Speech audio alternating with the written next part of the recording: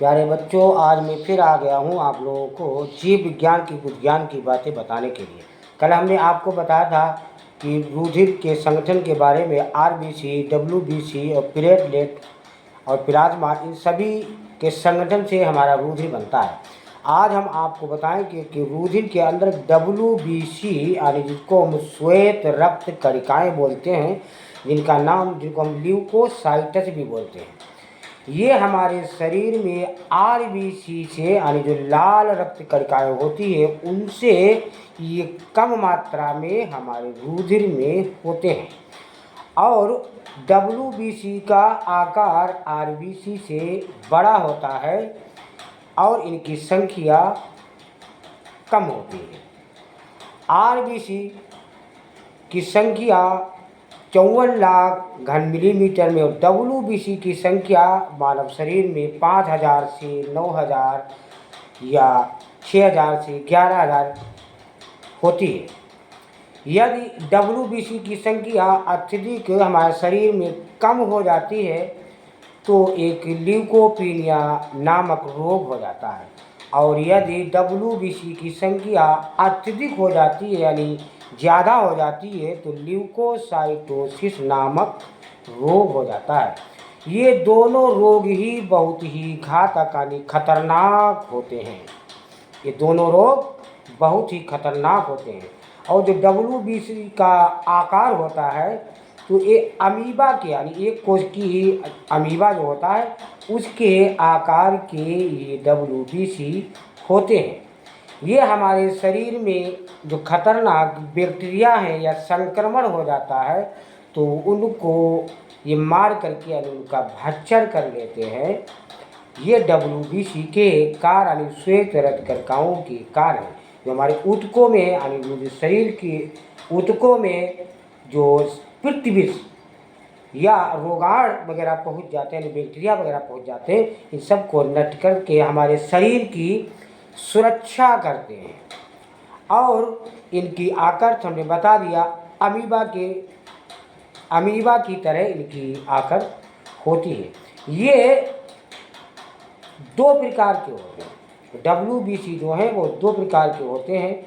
एक होता है कणिकामय श्वेत रुधिराणु जिनको हम ग्रेन्युलोसाइट्स बोलते हैं। एक होता है अग्रेन्युलोसाइट्स कणिका रहित डब्ल्यूबीसी यानी श्वेत रक्त कणिकाएँ होती हैं। डब्ल्यूबीसी प्रथम बार यानी हमारे शरीर में जब सबसे पहली बार जब कोई रोग आवे बैक्टीरिया अंदर पहुंचता है तो ये सक्रिय नहीं होते, यानी ये कार्य बैक्टीरिया से या रोगाणुओं से लड़ने के लिए तैयार नहीं होते। इसीलिए जब टीका लगाया जाता है तो टीका लगने के बाद बच्चों में बुखार या दाने उनके शरीर पर निकल आते हैं, क्योंकि ये पहली बार उसमें भी बैक्टीरिया इंजेक्शन के द्वारा बीमारी के ही भेजे जाते हैं, क्योंकि वो हल्के होते हैं, बहुत अधिक नहीं, बहुत तीव्र नहीं। क्योंकि जब कम बैक्टीरिया वाले इंजेक्शन या टीका हमारे शरीर में लगाया जाता है, इसी कारण अब सक्रिय डब्ल्यूबीसी है नहीं, तैयार है नहीं, इसीलिए हमको बुखार या दाने जैसे हमारे शरीर पर निकल आते हैं। और जब दोबारा कभी, ये तो कृत्रिम रूप से पहुंचा दिया शरीर के अंदर, जब दोबारा कभी भी कोई बैक्टीरिया या रोगाणु हमारे शरीर के अंदर पहुंचता है तो ये, क्योंकि टीका पहले ही बच्चों को लग चुका है तो ये पहले से ही जागृत और सक्रिय रहते हैं और उनसे लड़ने के लिए तैयार रहते हैं और उनको लड़ करके उनका भक्षण यानी उनको मार देते हैं, ये डब्ल्यूबीसी के कारण। तो टीका लगने के बाद बुखार या दाने शरीर पर कोई प्रभाव पड़े तो उससे नहीं डरना चाहिए, क्योंकि सरकार तुम्हें स्वस्थ बनाने के लिए ही ये टीका लगवाती है।